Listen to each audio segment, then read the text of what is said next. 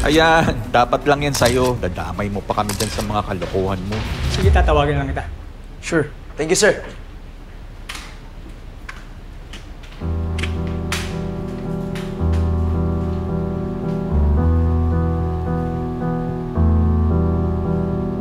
Wala kang kwentang anak!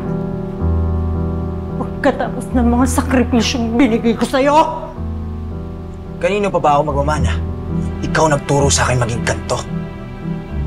Tita Sylvia.